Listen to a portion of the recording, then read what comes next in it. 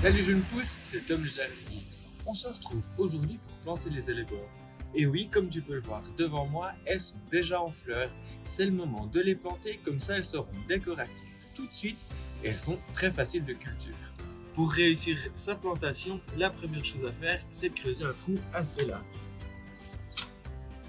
Choisis un espace à la mi-ombre avec un endroit assez riche. J'ai complété mon terreau ici, c'est de la terre de jardin avec une bonne grosse dose de compost.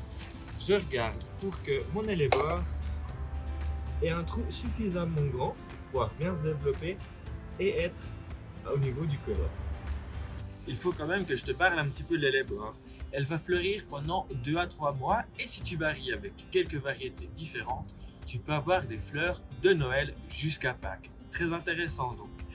Ils ont un feuillage assez foncé, un peu coriace comme ça. Et l'avantage des élébores, c'est qu'elles peuvent être décoratives aussi une fois qu'elles commencent à faner. Plus elle va faner, plus sa fleur va avoir une coloration intense et devenir un petit peu parcheminée comme ça à la fin de la floraison.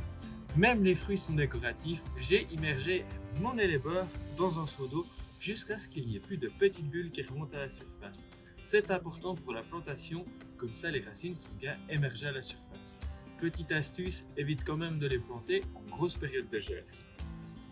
Il se peut que ton élébore ait un système racinaire très puissant qui peut même empêcher son dépotage. Dans ce cas-là, munis-toi d'un couteau ou d'une paire de ciseaux pour couper le pot. Comme on peut le voir ici, je vais légèrement griffer les racines, pas trop parce que l'élébore est douillette. Elle n'aime pas du tout être transplantée. Je vais la mettre délicatement dans le trou et je vais venir insérer la terre tout autour. Je fais attention à ce que mon collet, donc la base de la plante, arrive au niveau du sol. Et voilà, mon élébore est plantée. Il faut savoir qu'elle peut être un petit peu frileuse pendant les premières années. Elle ne risque de plus faire de fleurs après cette année et mettre 2 ans, voire 3 ans avant de refleurir.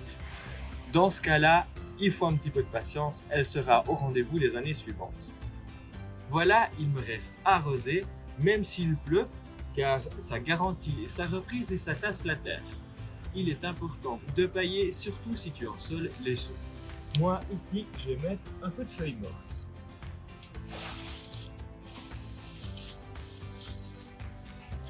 Pour une élébore en pot, la première chose à faire, c'est commencer par mettre un système de drainage au fond.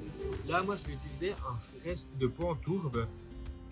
C'est une plante qui n'a pas repris, donc je vais mettre ça ici dedans. Tu peux mettre un bout de tesson, donc c'est un pot cassé. Et je vais mettre un peu débit d'argile au fond. Ça va drainer mon pot. Voilà. Côté terreau, j'ai choisi un bon compost bien décomposé avec du terreau spécial rosier. Il est donc riche en potasse et en phosphore. Je remplis jusqu'à avoir ma plante au niveau du collet. Comme toujours, je vais défaire légèrement les racines. Voilà. Elle sera bien comme ça. Je la pose au centre.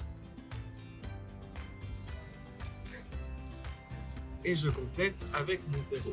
Elle ira sur le rebord de la fenêtre, mais surtout à l'extérieur et pas au salon. Car il faut bien le dire, c'est des plantes qui détestent avoir trop chaud en hiver. Elles sont vivaces dans nos jardins et résistent en tout cas jusqu'à moins 20 degrés. Voilà, tu sais maintenant tout sur l'élébore. On se retrouve tout bientôt pour une prochaine vidéo. D'ici là, bon jardinage. Ciao, jeune pousse!